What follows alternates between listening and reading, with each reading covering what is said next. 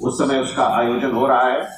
तो हमें आशा है कि इस वर्ष इस मेले में बहुत अच्छा रिस्पांस सभी सहभागियों का होगा। सभी यहाँ जो शिल्पकार कलाकार सब आते हैं उनका रिस्पांस होगा, और साथ ही साथ मेले में भाग लेने जो इस परिसर के लोग, दिल्ली से लोग और भारत के अन्य भागों से आते हैं, काफी बड़ी संख्या में आप सकेंगे।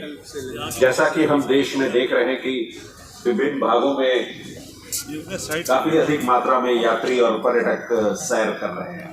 तो इस मेले में भी हम अपेक्षा करते हैं कि रिकॉर्ड टर्नआउट इस साल होगा। मेले में अच्छी व्यवस्था हो, इसलिए शंघाई कोऑपरेशन ऑर्गेनाइजेशन को इस बार पार्टनर के रूप में रखा गया है। उसमें विश्व के 25 राष्ट्रों का समावेश है। इसके अलावा कुछ और देशों से भी कलाकार और सहभागी इस मेले में सम्मिलित होंगे। करीब 40 देशों से लोग आएंगे। नॉर्थ ईस्ट के 8 राज्यों का इसमें सहभाग होगा टीम के स्टेज के रूप में, और उन्होंने अपनी तैयारी की है। उनके स्टॉल्स रहेंगे, उनके कलाकार रहेंगे, उनके कारीगर रहेंगे। तो भारत के पूर्वोत्तर राज्यों की झलक जो कई लोगों को अनुभव करने को मिलती, वो यहाँ मेले में सभी लोगों को मिल पाएगी। साथ ही साथ मैं देख रहा हूँ कि कल्चरल प्रोग्राम से जो शाम में आयोजन किया गया उसमें बहुत अच्छे उच्च स्तरीय कलाकारों का चयन किया गया है। बहुत अच्छे अच्छे कलाकार रहेंगे। तो उन सांस्कृतिक कार्यक्रमों का भी आनंद सब मेले में ले पाएंगे। स्थानिक प्रशासन से मेरी चर्चा हो रही थी, तो मेले में सिक्योरिटी की व्यवस्था, पार्किंग की व्यवस्था, इसमें टेक्नोलॉजी का काफी व्यापक रूप से इस्तेमाल किया गया है, ताकि जो ज्यादा क्राउड हम एक्सपेक्ट कर रहे हैं उनको कोई असुविधा ना हो। एक सर्विसमैन के लिए, वृद्ध लोगों के लिए, दिव्यांग लोगों के लिए विशेष व्यवस्था की गई है, जो स्थानिक स्तर के अधिकारी बोलेंगे। तो कुल रूप से स्थानिक प्रशासन भी सज्ज है और चौकस है कि मेले में कोई ऐसी अप्रिय घटना न हो। जो सब यात्री और मेले में भाग लेने लोग आए, उनकी बुकिंग और पार्किंग में कोई समस्या ना हो, इसलिए ऑनलाइन व्यवस्था सब की गई है बुकिंग और पार्किंग की। अधिक भीड़ या लाइन की व्यवस्था, ये कठिनाई किसी को उसका सामना न करना पड़े, और यहाँ आने पर सिक्योरिटी की भी पूरी अच्छी व्यवस्था हो। तो स्थानिक प्रशासन के अधिकारी भी इस बारे में जानकारी आपको देंगे। तो मुझे विश्वास है कि इस स्तर पे जो भारत सरकार, हरियाणा सरकार और स्थानिक प्रशासन ने सब जो प्रयत्न किए हैं, और आज आप जो उपस्थित हैं यहाँ, आप इस मेले के बारे में जानकारी लोगों को जब देंगे तो निश्चित इस सब का प्रतिसाद हमें देखने को मिलेगा। अधिक मात्रा में लोग आ सकेंगे, और ये मेला कल जो इसका उद्घाटन माननीय उपराष्ट्रपति और माननीय मुख्यमंत्री, भारत के उपराष्ट्रपति और माननीय मुख्यमंत्री जी के उपस्थिति में होगा, वो बहुत अच्छा एक मेला होगा। और 19 तारीख तक उसका लाभ इस परिसर के लोग, आसपास के शहरों के लोग और दिल्ली के लोग सब निश्चित ही उठा पाएंगे। इसके साथ मैं अपने विचार रखता हूँ। Video locals to speak, local administration or to also okay. Northeast, would you want to speak? Okay. So मैं हरप्रीत सिंह जेएस पूर्वोत्तर राज्य के जो जॉइंट सेक्रेटरी हैं, उनको 2 शब्द के लिए निमंत्रित करता हूं, ताकि नॉर्थ ईस्ट राज्य किस तरह से भाग ले रहे हैं उसके आपको जानकारी मिल जाएगी। उसके बाद आपके जो प्रश्न होंगे वो उनका हम उत्तर देने का प्रयास करेंगे। Namaskar. I would first like to thank the Surajkund Mela Authorities, Ministry of Tourism, Government of India, for giving donor this opportunity to showcase the best that we have by way of handloom, handicrafts, cuisine, etc. And we have over 120 artisans who will be participating in the event. About 300 odd cultural artists who will be here. तो आपको काफ़ी एक वो रंगीन और बड़ा वो varied kind of experience यहाँ पे मिलेगा। सेक्रेटरी सर ने अभी टेक्नोलॉजी की बात करी, तो मैं वो जिक्र करना चाहूँगा कि इस बार हमने भी टेक्नोलॉजी का काफ़ी यहाँ पे उपयोग किया है। आप जब नॉर्थ ईस्ट पवेलियन में इस एरिया में अगर जाएंगे, जगह जगह पे आपको QR कोड मिलेंगे, जिसको स्कैन करने पे एक तो आपको कौन से स्टॉल कहाँ पे हैं, वहाँ पे क्या कुछ है वो देखने को मिलेगा।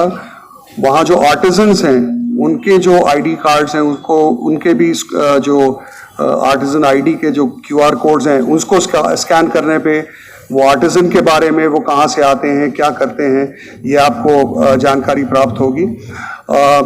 जो एक परमानेंट स्ट्रक्चर यहाँ पे जो एक ट्रेडिशन रहा है कि जो भी थीम स्टेट होती है वो एक परमानेंट स्ट्रक्चर कंस्ट्रक्ट करती है, तो ये इधर धन्वंतरी गेट के पास ही हमने एक वो बांस का एक बहुत बड़ा स्ट्रक्चर कंस्ट्रक्ट किया है। और सारा जो ये बैम्बू है, जो बांस है, ये नॉर्थ ईस्ट से ही लाया गया है और यहाँ पे जो कारीगर हैं वो भी वहाँ से आए थे, तो आपको वो देखने को मिलेगा।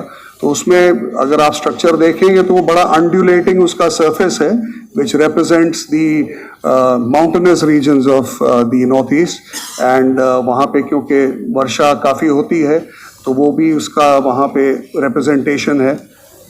तो it is a very well designed, very well constructed structure जो आप देखेंगे। एंड इसी तरह जो इस तरफ जो मेन गेट जो है, मेन द्वार जो है, वो भी बांस का हमने बनाया है, which represents all the 8 states of the north east. So all in all I think जो भी यहाँ पे आएंगे विजिटर्स, उनको ये एक बड़ा अलग और बहुत आनंद उनको मिलेगा इस स्टॉल्स में आके। तो once again I would like to thank SKMA and the Ministry of Tourism for inviting us. Thank you. आपके कुछ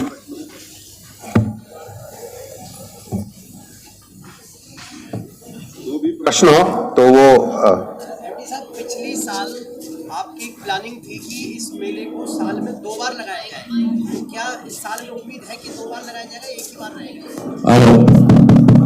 बोलोगे? मैं बोलूँ? नमस्कार सर, मैं इधर। Hello hello. इसका हमारी कोशिश ये है, सिर्फ मेले की नहीं, हमारी कोशिश ये है कि सूरजकुंड मेला ग्राउंड जो है इसमें कई गतिविधियां हो, सिर्फ मेला ही क्यों। सूरजकुंड मेला एक विश्व स्तर में आज के डेट में क्राफ्ट्स का सबसे बड़ा मेला है, तो इस ब्रांड को डाइल्यूट करने का कोई लॉजिक नहीं बनता। तो अगर हम कोई मेला या कोई और कार्य करें, वो एक अलग ही और भिन्न तरीका का चीज होनी चाहिए। किसी एक ब्रांड को, एक विश्व स्तरीय ब्रांड हो गया, मैं एडिनबरा गया तो कई लोगों, या मैं विदेश कई बार जाता हूं तो कई लोग मुझे ऐसे मिलते हैं जो हरियाणा को नहीं जानते हैं बट सूरजकुंड मेला को जानते हैं।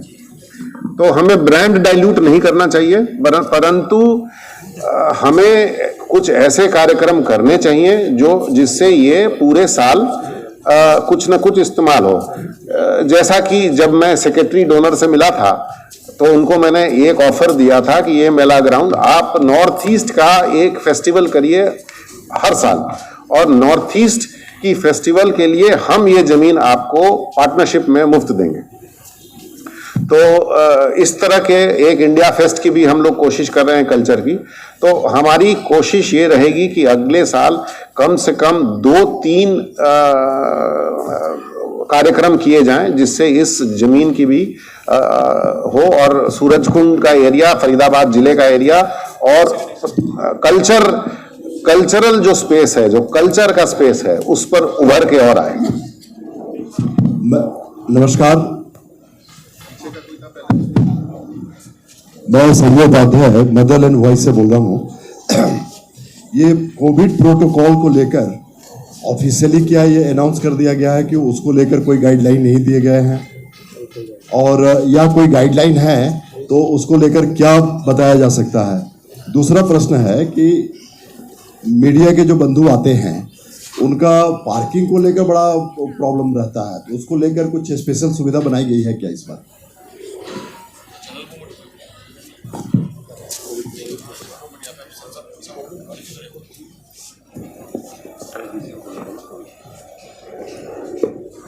कोविड के लिए तो जो सबसे पहले आपने पूछा उसमें जैसा कि आपको ज्ञात है कि बीच में अभी हमने मॉक ड्रिल्स वगैरह भी करी थी, बीच में आने की आशंका थी, परंतु अभी केसेस वगैरह है नहीं।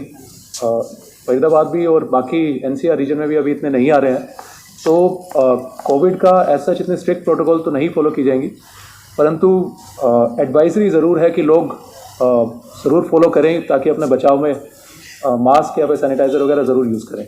इसके अलावा पार्किंग का इस बार जैसा कि आपको पता है हमने ऑनलाइन पार्किंग करने की कोशिश की है और बुक माई शो को हमने ऑन बोर्ड लिया है उसमें, और हमारे पास 11 पार्किंग हमने चिन्हित की हैं और उसमें 70 to 100 की हमने कैपेसिटी जो एक ग्राउंड पे की हुई है कि at any point of time कितनी गाड़ियां खड़ी हो सकती हैं। जहाँ तक मीडिया का प्रश्न रहा, DPRO साहब के माध्यम से जो भी हमें लिस्ट आएगी मीडिया को उनको पार्किंग पासेज जो मीडिया के लिए एक डेजिग्नेट हम पार्किंग करते हैं वहाँ पे पार्किंग पासेज आज उनको दे दिए जाएंगे, जो DPRO के माध्यम से आप लोग उसको कलेक्ट कर सकते हैं। एमडी साहब, जहाँ तक आपको पता है कि मीडिया की एक डेडिकेटेड पार्किंग लॉट है, उसके लिए DPRO साहब आपको पासेस हम लोग इशू कर देंगे एज पर योर लिस्ट। तो मीडिया के भाइयों को कोई दिक्कत नहीं होगी, कोई दिक्कत होगी तो DPRO को संपर्क करें या हमें संपर्क करें। तकरीबन हर रोज़ या तो मैं या MD यहाँ रहेंगे, तो हम लोग अवेलेबल रहेंगे आपके लिए। MD साहब, मेरा प्रश्न है कि अभी आपने जिक्र किया कि सूरजकुंड मेला तो पूरे देश में प्रसिद्ध है, पर हरियाणा को शायद कोई जानता हो या ना जानता हो, सूरजकुंड को जरूर जानता है। मेरा पहला प्रश्न है कि हरियाणा पिछले 35-36 साल से इस मेले का आयोजन कर रहा है इस सूरजकुंड के ग्राउंड में। हरियाणा के कितने शिल्पकार, जो हरियाणा के कितने जिले हैं, जो इन सभी जिलों के कितने शिल्पकार अब तक इस मेले के माध्यम से ख्याति प्राप्त कर चुके हैं या अवार्ड प्राप्त कर चुके हैं? क्या हरियाणा के सभी जिलों के उत्पाद, जैसे एक जिला एक उत्पाद, क्या ऐसे लोगों को आपने यहाँ पर आमंत्रित किया है, उन्हें बुलाया है, उन्हें क्या जगह दी गई है? मेरे प्रश्न का यही आप जवाब जानना चाहता हूँ। जैसा कि हमें पता है कि सूरजकुंड हरियाणा की एक बहुत अमिट छाप है और हम इसको हरियाणा नहीं पूरे देश के लिए भी एक काफ़ी हमारे लिए गर्व का ये इशू है। तो जहाँ तक आपने हरियाणा के स्टॉल की बात की, हमने निरंतर सरकार का प्रयास है कि हरियाणा के जो हैंड आर्टिजन है उनको प्रमोट किया जाए। ना केवल सूरजकुंड में इस बार हमने कोशिश की थी कि डिफरेंट जगह पे हमने छोटे छोटे फेस्टिवल का आयोजन किया था। तो जैसे अक्टूबर में हमने हिसार उत्सव का आयोजन किया था, वहाँ पे केवल हरियाणा के जो आर्टिजन थे उनको हमने वहाँ पे प्लेटफॉर्म दिया, उन्होंने अपने उत्पादों को बढ़ावा दिया। पिंजौर में फेस्टिवल हुआ, इसके अलावा छोटे छोटे 2-3 जगह और हमने स्मॉल लेवल के फार्म टूरिज्म के माध्यम से लोगों को बुलाया। जहाँ तक सूरजकुंड की बात है, सूरजकुंड में सबसे बड़ा इस बार जो हमने एक पूरा ट्रांसफॉर्म कर रहे हैं वो अपना घर को लेकर कर रहे हैं। आपको पता है अपना घर जो है एक बिल्कुल जो एक प्रतिबिंब है इस मेले का, और वो हरियाणा का, वो पूरे हरियाणा के कल्चर को दिखाएगा। पूरे अपना घर को हमने जो उसका साइज है उसको एक काफी परमानेंट रूप में और इसको ट्रांसफॉर्म कर दिया है, और उसमें आपको यहाँ पूरे कल्चर की झलक दिखेगी। इसके अलावा इस बार हमने एक हरियाणा जोन भी चिन्हित किया हुआ है, और कम से कम 20 से 30 जो हमारे आर्टिजन हैं डिफरेंट इसके जो बिल्कुल डिस्ट्रिक्ट्स के, उनको हमने अपनी लिस्ट में जगह दी है। उसके अलावा भी हमने देखा है कि बाकी मंत्रालयों के माध्यम से भी, चाहे वो हैंडीक्राफ्ट हैंडलूम है और बाकी जितने भी टेक्सटाइल मिनिस्ट्री है, उसके माध्यम से भी काफ़ी लोग, हरियाणा के लोग यहाँ पे आ रहे हैं। तो सबसे बड़ा जो कहीं भी ऐसा नहीं है कि हरियाणा कहीं पे उससे अछूता रह रहा है। हरियाणा के साथ साथ क्योंकि इंटरनेशनल मेला है तो हमें देश के और विदेश के लोगों को भी इसमें इंटीग्रेट करना है।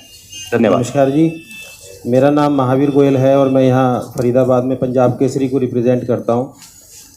मेरा सवाल है कि वीकेंड पर जो लोगों का फुटफॉल होता है बहुत ज़्यादा रहता है।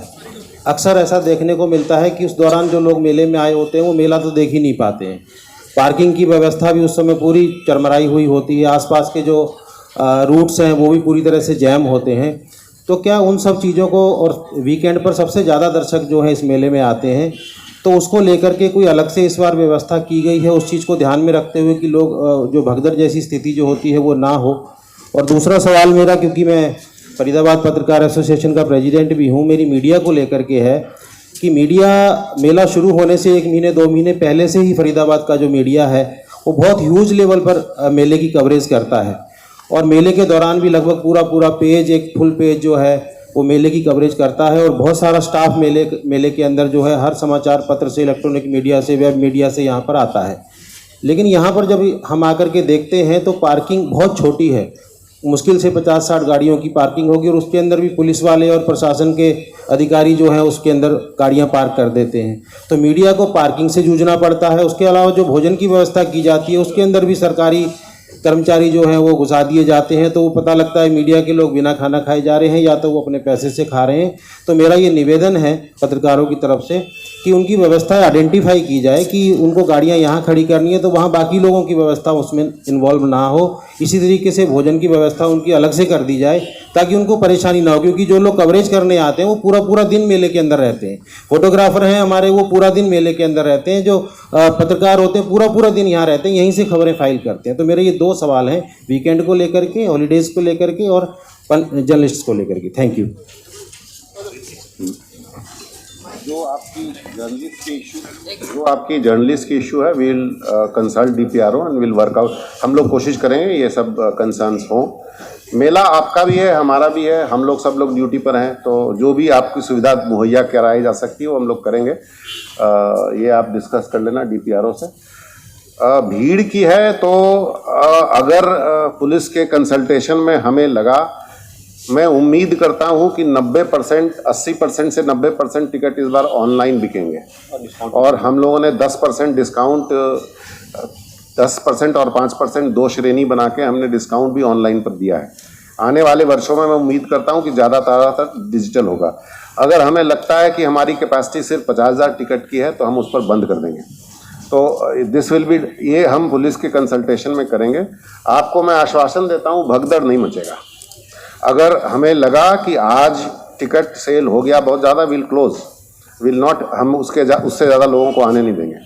एमडी साहब, सर नमस्कार, क्या रहेगी टिकट की दर, क्या है आपकी बात? जो पिछली दर हमने दर चेंज नहीं किया है, पिछले बार की दर क्या थी वही है, हमने कोई दर चेंज नहीं किया। उसमें डिस्काउंट दे दिया इस बार हमने, जैसे वीकेंड पे 10% डिस्काउंट है ऑनलाइन टिकट पे और वीकडेज पे 5% डिस्काउंट है। और ऑनलाइन पर डिस्काउंट इसलिए किया जा रहा है कि देखिए डिजिटल, प्रधानमंत्री जी का भी कहना है हम लोग का सारा डिजिटल है, तो धीरे धीरे मैं भी चाहता हूं कि डिजिटल बढ़े और डिजिटल में हमें नंबर आ जाता है बहुत क्विकली और हम कंट्रोल कर सकते हैं। लगता है कि हमें आज ज़्यादा भीड़ हो रही है तो हम उस दिन टिकट सेल रोक सकते हैं। लोगों को भी पता है कि आज टिकट नहीं मिल रहा है, इसलिए वो नहीं आएंगे, वापस जाने की संभावना नहीं होगी। सर मेरा नाम नरेंद्र शर्मा है। मेरा एक क्वेश्चन है, इस बार मेले में काफ़ी कुछ नया देखने को मिल रहा है और काफ़ी स्टॉल्स भी है जिसमें फोटो सेल्फी पॉइंट भी बनाए गए हैं। इसमें जो SCO है, जो शंघाई कॉर्पोरेशन ऑर्गेनाइजेशन है, अगर हम उसकी बात करें, हमने मेले की जो तैयारियां चल रही थी उसमें हमने कवरेज भी किया था, तो उसमें 8 देशों के फ्लैग लगे हुए हैं सर उसमें, अगर आपने नोटिस किया होगा। लेकिन ये एक जो व्यूअर्स का है उनके क्वेश्चन है कि जो पाकिस्तान का फ्लैग है वो टॉप पे लगा हुआ, इंडिया का सबसे नीचे लगा हुआ है। तो मेरी यही गुजारिश है कि लोगों का कहना है, सजेशन है कि इस चीज़ को करेक्ट किया जाए। कहीं ना कहीं जन भावनाओं को लेकर भी ये बात है। जहां तक मुझे पता है, हो सकता है कि आपने देखा होगा, बट पाकिस्तान इस बार पार्टिसिपेट नहीं कर रहा है। तो पार्टिसिपेट जब मेला में जो नहीं कर रहा है उसका फ्लैग नहीं होगा, ऑलरेडी है तो गलती से लग गया होगा, हट जाएगा। जो पार्टिसिपेट कंट्री करेगा उसी का फ्लैग लगेगा, जो पार्टिसिपेट नहीं करेगा उसका नहीं लगेगा। सर नमस्कार। अगर किसी कर्मचारी ने गलती से लगा दिया है तो वो त्रुटि दूर कर दी जाएगी। मुझे आज दिखा नहीं ऐसे, बट मैं एक बात दोबारा चेक कर लूँगा।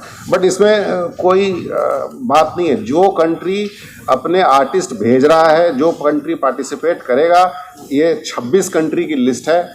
इन 26 कंट्रियों में जो पार्टिसिपेट करेगा उसके फ्लैग्स लगेंगे बस। सर नमस्कार, मैं संजय गुप्ता, हर खबर न्यूज चैनल में फरीदाबाद से विशेष संवाददाता हूं। मुख्यमंत्री जी ने घोषणा की थी कि फरीदाबाद की जो सड़क है सूरजकुंड की तरफ जाती है और दिल्ली की सीमा तक ये सड़क बनाई जाएगी। ये सड़क क्यों नहीं बनाई गई है? दूसरा सवाल है मेरा, स्वच्छता के बारे में क्या कहेंगे?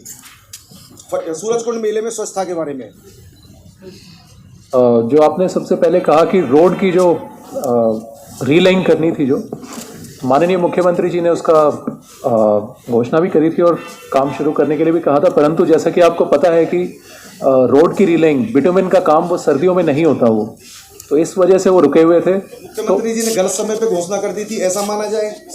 समय की बात नहीं है, वो रोड बनाने के लिए तो माननीय मुख्यमंत्री जी ने कहा है, परंतु जो टेक्निकल चीज़ें हैं, आपको पता होगा कि PWD की जो भी काम होते हैं या फिर रोड के जो भी काम होते हैं वो सर्दियों के माह में बिटुमेन का काम नहीं होता है वो, तो इसलिए अभी रिपेयर वर्क चल रहा है। अभी भी जहाँ पे भी अभी जैसे बारिश भी आई है उसकी वजह से भी थोड़ा बहुत कहीं पे टूटा है, तो वो भी कंटिन्यूस काम चल रहा है। तो ये चलता रहेगा और साथ ही जो नई रोड्स की कंस्ट्रक्शन है वो जैसे ही मौसम थोड़ा ठीक होगा वो ज़रूर होगी। स्वच्छता के बारे में, सूरजकुंड मेले में स्वच्छता के बारे में क्या कहेंगे? जैसा कि आपको विदित है कि लास्ट ईयर भी जो था स्वच्छता, उससे पहले काफ़ी कंप्लेंट आता कि स्वच्छता जो है उसमें इश्यूज रहता है, परंतु पिछली बार आप लोगों में काफ़ी लोगों ने मीडिया में कवरेज भी दी थी। इवन हमारे चेयरमैन साहब की भी बाइट थी और सभी लोगों ने अप्रिशिएट किया था कि किसी पॉइंट ऑफ टाइम पे स्वच्छता का लास्ट ईयर में कोई इशू नहीं रहा था। पिछली बार जी, मेरा नाम विजेंद्र फौजदार है। एक सुन लीजिए आप आंसर दे रहा हूँ, आप बीच में मत, या आप बोल लीजिए या हमें बोलने दीजिए फिर। तो हमने कोशिश लास्ट ईयर भी की थी कि हमने ग्राउंड पे खुद जाके चेकिंग की थी और काफ़ी लोगों को जितनी फोर्स थी उससे हमने मैन पावर भी बढ़ाई थी और जो उनको इक्विपमेंट चाहिए थे, जो बाकी हाइजीन के लिए जरूरी चीज़ें थी, वो हमने सारी मुहैया कराई थी। और लास्ट ईयर में मेरे को मेले में याद है कोई भी हमें स्वच्छता के बारे में कंप्लेंट नहीं आई। इक्का दुक्का यदि मेले में कोई छोटा मोटा हुआ होगा तो उसको इस बार हम और इम्प्रूव करेंगे आप लोगों के सहयोग से। नमस्कार, मैं खुद एवरी टॉयलेट मैं खुद चेक करता हूँ और एवरी डे मैं राउंड जब लेता हूँ और मेरे अधिकारी जो लेते हैं तो स्वच्छता की पूरी जोर रहेगी। स्वच्छ भारत तो हमारा अभियान भी है और हमारा एक स्लोगन भी है, तो स्वच्छता के लिए आपको तकलीफ नहीं होगी, हमारा सारा स्टाफ सक्रिय रहेगा इसके लिए। हाँ जी सर, नमस्कार, मेरा नाम विजेंद्र फौजदार है और मेरा सवाल डीसी साहब से है कि जो लोग मेले में आएंगे, इसका आनंद लेंगे, खरीदारी करेंगे, तो उसके लिए ट्रांसपोर्ट की हमेशा समस्या बनी रहती है। पिछले बार भी ऐसी समस्या रही थी, तो कहाँ, मैं ये पूछना चाहूँगा कि शहर में कहाँ दिल्ली की तरफ से या फरीदाबाद पलवल की तरफ से जो पॉइंट बनाए गए और ट्रांसपोर्ट की क्या व्यवस्था की गई है? क्या इसमें रोडवेज की बसें लगाई गई हैं, अलग से प्राइवेट भी कोई वाहनों की व्यवस्था की गई है? कृपया यह बताइए। तो इसमें जैसा कि मेनली 4 रास्ते बनते हैं यहाँ पे सूरजकुंड में आने के लिए। एक दिल्ली में शूटिंग रेंज की तरफ से, एक प्रहलादपुर की तरफ से, एक फरीदाबाद की तरफ से, एक गुड़गांव की तरफ से। तो इसमें रोडवेज की तरफ से भी हमने बसेस सारी लगाई हैं, फरीदाबाद की भी, और जैसे गुड़गांव डिपो पड़ता है या दिल्ली का डिपो पड़ता है तो वहाँ से भी लगाई हैं। इसके साथ ही बाकी मीन्स ऑफ ट्रांसपोर्ट से भी जो लोग आएंगे, अगर कोई मेट्रो से आ रहा है तो मेट्रो स्टेशन से भी यहाँ तक फेरी हमने लगाई है, रोडवेज की बस लगाई है उसमें। इसके साथ ही जो पार्किंग, अपने प्राइवेट व्हीकल से जो लोग आएंगे और पार्किंग में अपनी गाड़ियाँ खड़ी करेंगे, तो उसके लिए फेरी करने के लिए जो पार्किंग से लेके मेले तक और मेले से वापस पार्किंग तक, तो उसके लिए भी रेगुलर इंटरवल्स पे जो मिनी बसेस हैं या जो गाड़ियां हैं वो चलेंगी। डीसी साहब, आपने मेट्रो की बात कही, मेट्रो की फीडर बसों की क्या टाइमिंग होगी और क्या वापस भी उनको वहाँ छोड़ा जाएगा दर्शकों को? तो बिल्कुल ही मेट्रो से लेके जो बड़कल वाला मेट्रो स्टेशन जो पड़ता है वहाँ पे, तो वहाँ से लेके यहाँ पे कंटिन्यूस उसकी रहेगी रोडवेज की तरफ से। उसकी टाइमिंग की सूची आपको ज़रूर दे दी जाएगी और यहाँ पे आएंगी भी और यहाँ से लेके भी जाएंगी। एक सवाल है कि G20 समिट होने जा रहा है, उसके बहुत सारे प्रतिनिधि यहाँ पर आएंगे, उनके लिए क्या क्या आयोजन होंगे? जवाब दीजिए। देखिए, ये इस मेले में शंघाई कोऑपरेशन ऑर्गेनाइजेशन के 26 कंट्री जो हैं वो पार्टनर नेशन है। तो हमारी प्राथमिक रूप से ये 24 नेशन जो हैं उनकी पार्टनरशिप है और उन्हीं का भव्य प्रदर्शन है। ये एक G20 इवेंट नहीं है। मैं कोशिश करूंगा, क्योंकि ये भारत का सबसे बड़ा, विश्व का सबसे बड़ा मेला है, तो हमारी सूरजकुंड मेला अथॉरिटी की एक ख्वाहिश है कि G20 के लिए के एम्बेसडर और राजदूतों को भी यहाँ लाके प्रदर्शन इनको दिखाया जाए। तो हमारी कोशिश रहेगी कि उनके राजदूत यहाँ और राजदूत के जो स्टाफ हैं वो आएँ और इस मेले में को देखें और हमारी कल्चरल डाइवर्सिटी को अप्रिशिएट करें, आनंद लें। बट ये G20 इवेंट नहीं है। सभी को नमस्कार, मैं सर पूजा शर्मा पंजाब केसरी टीवी, जनता टीवी और MH1 को रिप्रेजेंट करती हूँ। सर मेरे 2 सवाल हैं कि एक तो हम लोग डिजिटल पेमेंट को बहुत ज़्यादा प्रमोट कर रहे हैं, PM मोदी जी प्रमोट कर रहे हैं, लेकिन मेला परिसर की अगर बात करें तो यहाँ पर इंटरनेट को लेकर काफ़ी इशू रहता है। तो उस व्यवस्था को सुधारने के लिए क्या कुछ प्लान तैयार किया गया है? और दूसरा, यहाँ देश के कोने कोने से और विदेशों से भी हस्तशिल्पी आते हैं और जो या स्टेट से आते हैं, उनको अकोमोडेशन की बहुत बड़ी प्रॉब्लम होती है और जो नियर बाय वो अकोमोडेशन लेते हैं वो 15-15 दिन के 20-20 हज़ार 30-30 हज़ार रुपये मनमाने तरीके से चार्ज किए जाते हैं। तो इस प्रॉब्लम को वो हर बार मीडिया से भी शेयर करते हैं, हम अधिकारियों तक ले जाते हैं, लेकिन कोई उसके बावजूद जितने शिल्पियों की यहाँ उपस्थिति रहती है उसके अनुसार उनको अकोमोडेशन नहीं दी जाती है। तो इसे लेकर उनकी इस बार की समस्या का सॉल्यूशन हो सके, कोई रणनीति तैयार की गई है? हम एक बार बात कर लेते हैं।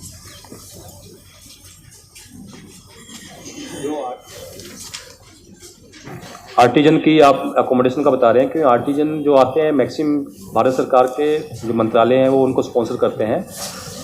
हमारा ये प्रयास रहता है कि हम कुछ होटल से हमने बात की हुई है और उनको फैसिलिटेट कराते हैं कि उनमें कम दरों पे उनको रूम दिलवाया जा सके, और मंत्रालयों द्वारा उसमें नोडल ऑफिसर नियुक्त किए गए हैं। काफ़ी बार हमने देखा गया है कि कुछ लोग जो होते हैं मंत्रालयों को भी सूचित नहीं करते, हमें भी सूचित नहीं करते हैं और वो बाहर रूम ले लेते हैं। तो उन केसेस में ऐसी इश्यूज आते हैं। नहीं तो मोस्टली हम लोग कोशिश करते हैं कि लोगों को कम और सब्सिडाइज रेट पे, सब्सिडाइज हम अपने रूम होटल्स में तो लिमिटेड रूम है, परंतु प्राइवेट होटल्स में जहाँ पे हम उनको फैसिलिटेट कर सकते हैं कि कम दरों में मिले, तो हम उनको पूरी कोशिश करते हैं। सर, अगर किसी हस्तशिल्पी को ये परेशानी आती है तो वो इस वक्त कहीं संपर्क कर सकता है?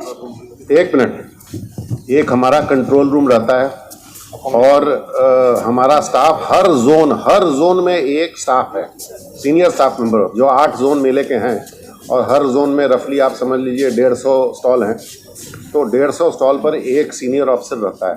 तो अगर किसी को कोई तकलीफ़ है वो हमें बता सकता है। आप ये जानिए कि मेला में हमारी प्राथमिक रिस्पॉन्सिबिलिटी, जो विदेश से आर्टिस्ट आते हैं उनको जगह सबसे पहले देना, क्योंकि देखो अतिथि देवो भव, तो जो देश का अतिथि है उसको सबसे पहले देना। इसलिए सारे लोगों को अकोमोडेशन मेला अथॉरिटी नहीं दे सकती है, परंतु हम लोग होटल से आसपास फरीदाबाद के जितने होटल हैं सबसे रेट नेगोशिएट करके रेट नेट पर पब्लिश कर देते हैं।